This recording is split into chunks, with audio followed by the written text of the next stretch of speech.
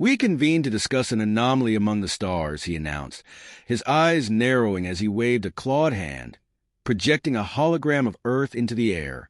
"Humans." Murmurs rippled through the assembly, equal parts intrigue and dismissive amusement. An alien from the serpent-like Yarhan, people leaned forward, a derisive hiss escaping from between rows of razor-sharp teeth. "Humans," she sneered. "They're barely beyond their own solar system. They pose no threat." Another council member, a gray-skinned giant with a nest of tendrils for a mouth, emitted a gravelly chuckle. "The humans are amusing, certainly. They cling to their fragile worlds and speak of peace. When offered power, they turn away and pursue diplomacy, as if war were beneath them." Verilax raised a hand, silencing them. "Exactly. They have avoided aggression and adopted isolation. We believed it was out of wisdom, restraint. But there are those among us who think it may be nothing more than cowardice." At this, a lesser-known member of the council, Zarek of the Avraxian, a sharp-eyed, thin-bodied species with a predatory gaze, leaned forward. Unlike the others, his expression was coldly serious, lacking the disdainful amusement of his peers. "With respect, High Arbiter, assumptions are dangerous," Zarek said, his voice a calm ripple in the chamber's storm of laughter and pride. "We underestimate them based on our own measures of strength and power. But their history is filled with wars, revolutions, and relentless ambition. What if they see themselves as stronger than we imagine?" The room fell silent, the members eyeing Zarek with mixtures of amusement and annoyance. Another counselor, Bakrith, from the technologically superior Shather, folded his sleek, blue arms over his chest. His eyes glowed faintly as he connected mentally to his personal databanks, pulling up the latest information on human technology and military capabilities. "Please," Bakrith said, a smirk twisting his lips. "Their ships are primitive. Their weaponry lacks the sophistication of Shather arms. And their fleets, if we could even call them that, are pitifully small. No! We have nothing to fear from these creatures. They are content in their bubble, ignorant of the galaxy's true dangers." Zarek's eyes did not waver, but their minds are unlike ours. Humans, more than any species, seem to be driven by unpredictability.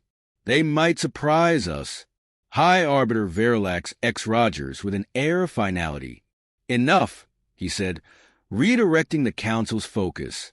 "We are not here to indulge theories of improbable threats. The fact remains that humans have shown no sign of hostility. Their advancements in technology are admirable, but lack the scale and purpose to challenge our authority." At the Council's command, an assistant activated a holographic report detailing human activities. It showed scenes of diplomacy, scientific exploration, and peaceful expansion.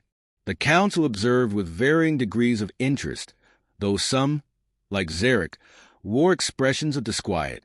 "See," Bakrith said, waving a hand toward the images.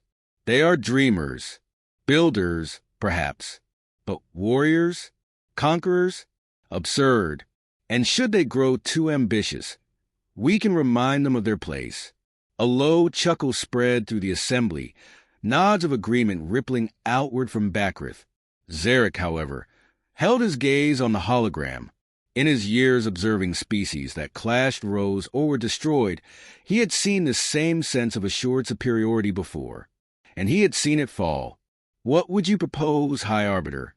asked another member, curious despite the apparent consensus.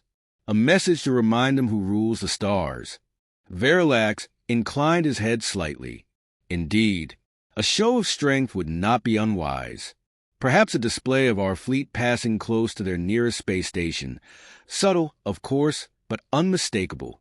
Let them know the Council watches." Zarek stiffened, and a faint tension crackled in the air. Verilax noticed this, the corners of his eyes narrowing in a sharp glint. "Do you disagree, Counselor Zarek?" he asked, his tone edged with curiosity and warning. "I am merely cautious, High Arbiter," Zarek replied, choosing his words carefully. "In my experience, subtle threats can provoke unexpected responses." Humans may be more resilient than we think. Verilax dismissed this with a faint wave, his attention already shifting to more worthy subjects. We will take our chances. Humanity has no reason to challenge us, and our influence will remind them of their position. They are a young race with much to learn. In time, they will see we are the galaxy's rightful guardians. The counselors nodded, satisfied with their decision. But as the meeting concluded, Zarek lingered, his gaze fixed on the image of Earth that slowly dissolved into the crystalline walls. The Galactic Council, in its arrogance, would never see the danger approaching. But Zarek felt a chill as he left the chamber. There was something he could not shake, a lurking intuition, an image of these humans turning the tables on the universe's established order. Still, if the Council wished to remain blind, so be it. He, for one, would watch closely, keenly aware that the so-called fragile, peace-loving humans might not remain so docile forever. Commander Rondell Rogers leaned over the command table, his sharp gaze fixed on the translucent data streams floating above the surface.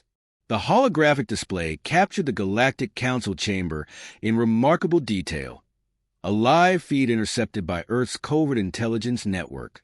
Rogers' team, hardened and observant, watched with narrowed eyes as alien delegates laughed and scoffed at humanity, dismissing Earth's people as naive and feeble.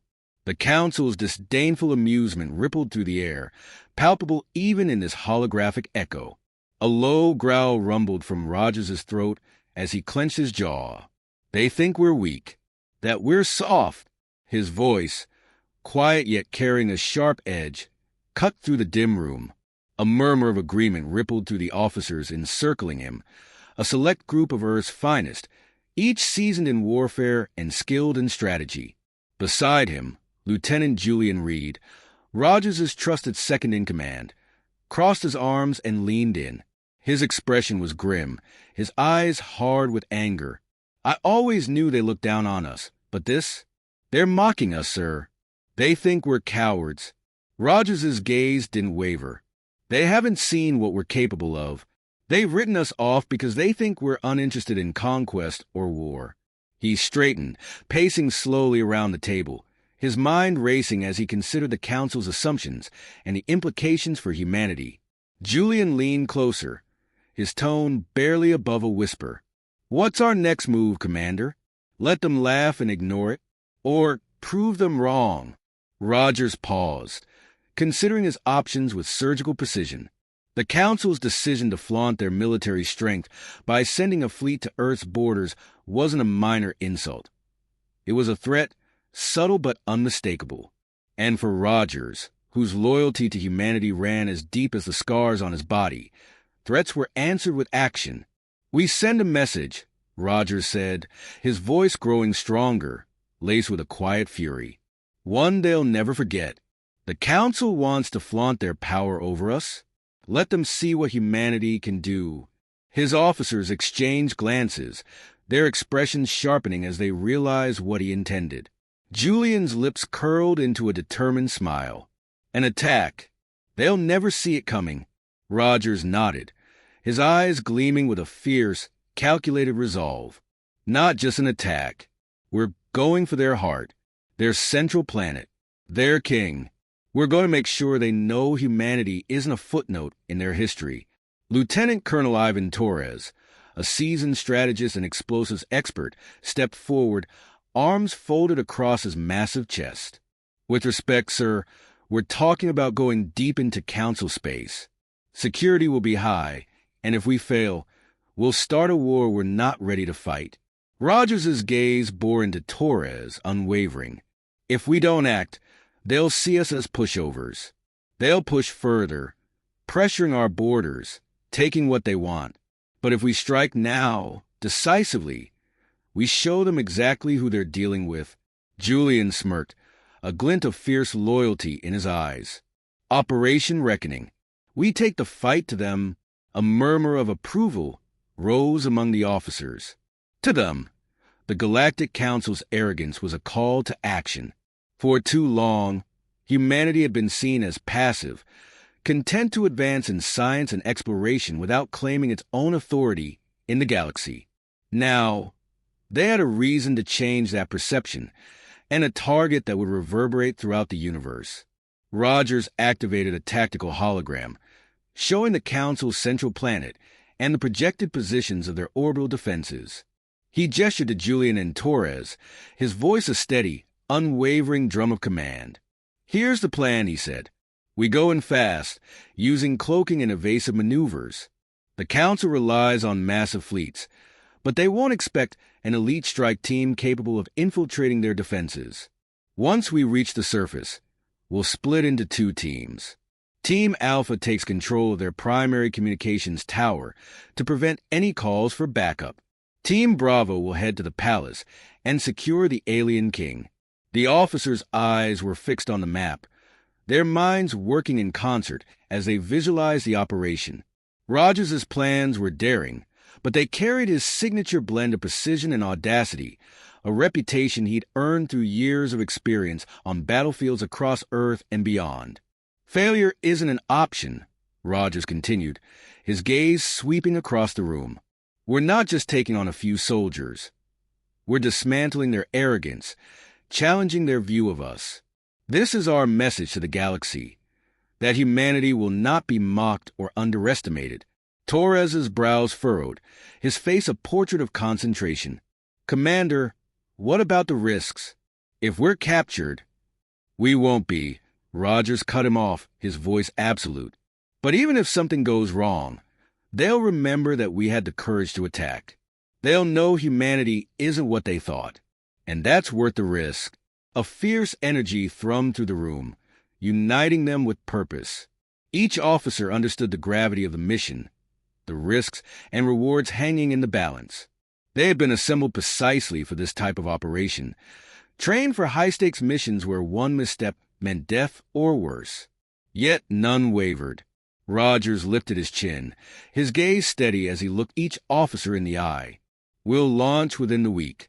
Prepare your squads, run simulations, memorize every detail. This is more than a mission, it's a statement. We're going to remind the galaxy that humanity isn't prey." As the officers filed out, Julian lingered a moment, his expression thoughtful as he regarded his commander. "They'll see us differently after this, won't they?" Rogers's expression softened, just barely. "They'll have no choice." And as Julian left, Rogers remained, the hologram of the Council's planet still hovering before him. This was the chance he had been waiting for, a moment to shatter the galaxy's arrogant view of Earth, to force the Council to recognize humanity's strength. Alone in the dimmed room, he allowed himself a grim smile. Soon, they would all see. The silent void of space broke as Earth's strike fleet emerged, sleek black ships slicing through the darkness toward the Council's central planet. Commander Rondell Rogers stood on the bridge of the lead vessel, his eyes fixed on the colossal world, growing larger in the view screen. This was the heart of the Galactic Council's empire, its core of power, security, and presumed invincibility. They had no idea what was coming. "Commander, we're approaching the target," Lieutenant Julian Reed reported, his voice calm but edged with tension. Around him, the crew was poised, their every movement sharp and disciplined. They knew that this mission would either make history or end in catastrophic failure. Rogers nodded, glancing at the tactical display that showed the planet's defense grid, a web of sentry satellites, orbital cannons, and patrol ships surrounding the Council's precious world. But humanity had prepared. Each of their ships was cloaked, outfitted with tech designed to evade detection and counter alien scanning frequencies. As they closed in, Rogers's gaze darkened. The Galactic Council was about to learn exactly what they'd provoked. "Begin Phase 1, Rogers ordered. "Torres, your team is clear to engage." On the surface, Lieutenant Colonel Ivan Torres led Team Alpha, moving swiftly across the barren terrain just outside the Council's capital city. They wore dark, adaptive armor that blended with the rocky landscape as they advanced toward the massive communications tower. Torres's heart beat steady, his mind honed on the objective as his team set charges along the tower's foundation. "Charge is in place," whispered Torres, motioning his team to fall back. Once that tower's down, they won't be calling for backup. With a muted explosion, the tower collapsed in a plume of smoke and debris, and the city lights flickered as the council's network plunged into disarray. Torres grinned behind his visor. Phase 1 complete, Commander. Communications are down. Roger that, Torres. Rogers responded. Stand by for extraction. Team Bravo, proceed to Phase 2. Inside the Capitol's high walls, Team Bravo, led by Rogers and Reed, moved with practiced stealth through narrow corridors beneath the Council's palace. They had memorized every corner, mapped every hall, ready to strike with the precision and ruthlessness that humanity's enemies had failed to anticipate. The palace defenses were elite but unprepared, blindsided by the sudden chaos.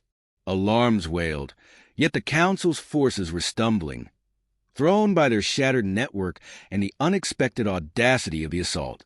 Rogers's pulse quickened as they approached the Grand Chamber, where the alien king held court.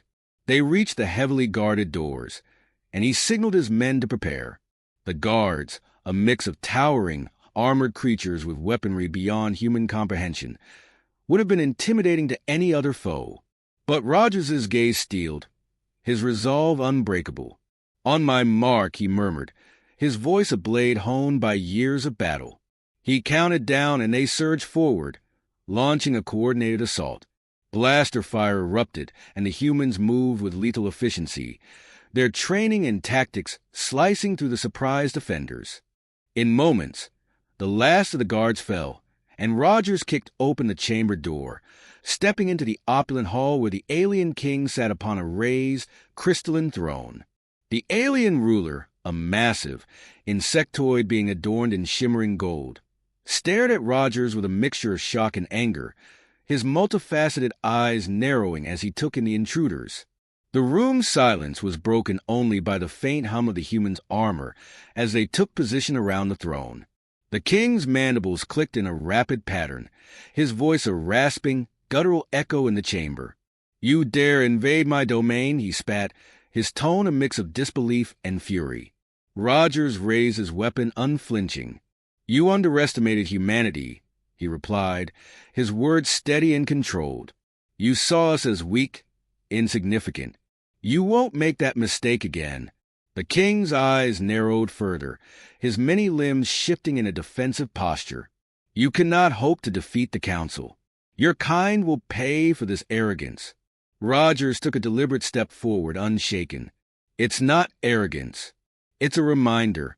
Humanity may be new to the galaxy, but we won't be pushed around." A flicker of doubt crossed the alien king's face, and for the first time, Rogers saw the fear beneath the monarch's fury. This was no longer a ruler looking down upon a lesser species. He was a creature who had never anticipated defiance, faced now with a force he did not fully understand. Julian stepped forward, securing restraints around the alien king's limbs, effectively binding him to his own throne.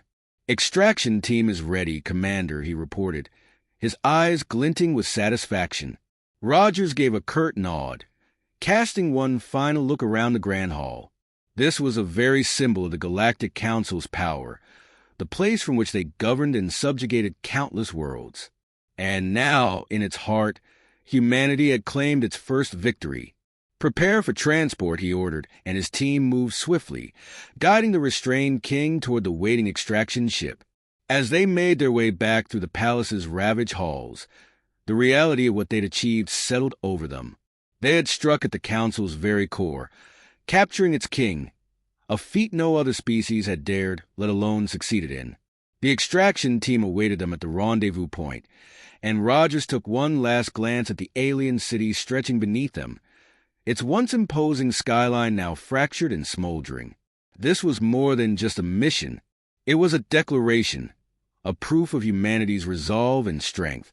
As they boarded the ship and prepared for their journey home, Julian looked back at the receding planet, an incredulous grin spreading across his face. "They'll be talking about this for centuries," he murmured. Rogers nodded, his expression resolute. "Good. Let them remember that humanity doesn't bow." As the ship ascended, Leaving the Council's world in chaos below, Rogers allowed himself a rare moment of satisfaction. They had not only shattered the Council's arrogance, but shown that humanity would take its place among the stars on its own terms. And as the ship jumped to light speed, carrying them and their captive far from the Council's grasp, Rogers knew this was just the beginning. The Galactic Council chamber was silent, every eye fixed on the holographic display suspended in the center of the vast room. The image showed the alien king, bound and subdued, with Commander Rondell Rogers standing beside him. The human's gaze was sharp, unwavering, a mix of grim pride and iron resolve. Rogers had requested this live broadcast, a direct line from his ship to the leaders of the galaxy's most powerful civilizations. Rogers's voice, calm but laced with challenge, filled the chamber. "This is Commander Rondell Rogers of Earth. As you can see, we have taken your king, and we could have taken much more." Shock rippled through the assembly. Many counselors recoiled. Others whispered in disbelief, their composure shattered by the sight of their leader in human hands. The High Arbiter Verilax, a creature with glimmering golden skin and a piercing gaze, stood with a grim expression, his composure barely concealing the fury underneath. But he remained silent, forced to listen as Rogers' message unfurled. "We know how you view us," Rogers continued, his tone calm but unyielding. "You dismissed us as lesser beings, weak and afraid of war. You believed we could be controlled, manipulated, and mocked." He paused, allowing the weight of his words to settle over the stunned council. "You were wrong." In the council chamber, whispers turned to silence. They knew now that their assumptions, their dismissive superiority, had left them vulnerable. High Arbiter Verilax felt a pang of regret, a miscalculation that had not only brought humanity's fury to their doorstep, but had resulted in the humiliation of their king. Rogers's message was more than just words. It was a reckoning. "To any who still doubt our strength, let this serve as a reminder," Rogers continued, his voice filling every corner of the chamber. "Humanity does not seek war, but we will not be threatened. We will not bow to arrogance, nor will we allow ourselves to be caged by the prejudices of others. You saw restraint and thought it was fear. You will not make that mistake again."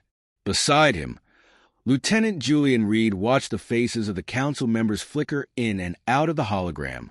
He could sense the shift in their expressions, fear, anger, even respect. This was not the audience they had faced before. This was a galaxy forced to see humanity in a new light. The High Arbiter's voice finally broke the silence. "Commander Rogers," he said, his voice an effortful blend of authority and thinly veiled bitterness. "You have made your point, but understand this. Such insolence will not go unanswered. By seizing our king, you have declared yourselves enemies of the Council. Are you prepared for the consequences?" Rogers's gaze held steady. "Humanity is prepared to defend itself against any who would threaten our freedom." His words, clear and resolute, left no room for doubt. "But know this. If you choose to retaliate, you'll find we are not easy prey. And you'll find we're not alone in resisting those who rule by fear." Verilax's expression faltered as he noticed murmurs among the council members. Rogers's words had struck deeper than he anticipated. He was right. The council had long ruled through fear, enforcing compliance from the weaker races, stifling defiance before it could rise. But now, humanity's defiance had given hope to others. Verilax sensed a ripple of defiance within the council itself. Rogers continued, as if sensing the council's hesitation. "If you wish to maintain peace, we are willing to negotiate, but it will be as equals. Humanity will not stand as subjects or pawns. We will work with those who respect us, and we will fight any who seek to subjugate us." A silence followed, and Verilax knew the choice before him. If he responded with force, he risked igniting a galaxy-wide resistance, a war that might spread beyond Earth and ignite flames of rebellion among the oppressed. But if he acknowledged Rogers's demands, he would validate humanity's audacity, a precedent he knew could change the balance of power forever. Rogers turned to his officers, and with a nod, Julian activated a final transmission that would echo across the Council's networks and beyond. The message was simple, a declaration that would be seen by every species under the Council's rule. Humanity does not seek dominion, Rogers' voice declared in the message. We seek our place among the stars, free and unbound. To those who wish to build a galaxy of respect and cooperation, we stand with you. To those who wish to rule through fear, we are coming. The transmission ended, and in the council chamber, the leaders of the galaxy stared at the empty screen, each left to ponder the implications. In that moment, the council was fractured, its unity challenged by a species it had deemed insignificant. Rogers' message had changed everything. His defiance, his audacity. It had shown the council and the galaxy that humanity was not to be ignored. Back aboard his ship, Rogers allowed himself a small, grim smile. The mission was complete, but he knew this was only the beginning. The galaxy had heard humanity's message, and Rogers had no illusions about what would come next. They would be tested, challenged, perhaps even outnumbered. But as he looked out at the stars, he felt a surge of determination, the unbreakable resolve that had led him and his team to this point. Earth was no longer silent, no longer willing to be overlooked. The galaxy would know humanity's strength, and it would never forget. And as the ship turned toward home, Rogers knew that whatever awaited them, they would face it head-on, united and unafraid. Humanity was ready for whatever the future held. The stars, vast and uncharted, were no longer the Council's alone. They belonged to all who dared to reach for them, and humanity was reaching, boldly, defiantly, and with a purpose that would not be denied.